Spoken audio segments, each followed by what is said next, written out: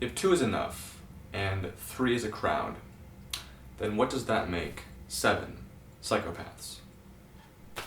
That's like an overload.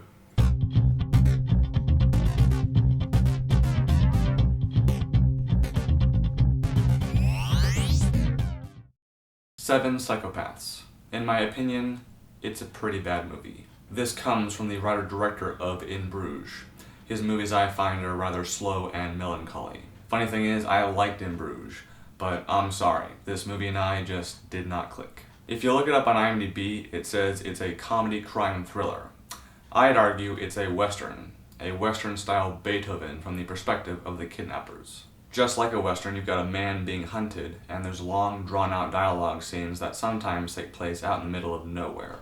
I found the story to be boring personally. The struggling screenwriter is an overused cliché character, and everything else, blood and guts included, is for one dog. Please don't get me wrong, I love dogs. They are awesome, but to me it's not the strongest reason. The only scene that stands out for me is the cemetery shootout, just because the juxtaposition of seeing Sam Rockwell tell that story and then actually seeing it from an editing standpoint is outstanding. I think the screenplay could have been much tighter. There's a lot of downtime that makes this film feel more like a director's cut, like Martin McDonagh was so attached to what he wrote and shot that he was unwilling to say, okay, this does not need to be here. Performance-wise, I would say for the most part, everyone was decent. The only person who, in my eyes, shined was Sam Rockwell.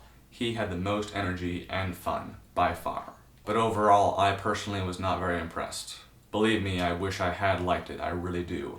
I do not get any pleasure from speaking negatively on a film that someone has asked me to review. To those of you who do like it, and especially piratexander who requested it, I'm glad you like it.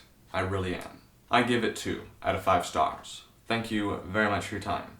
Have an awesome day.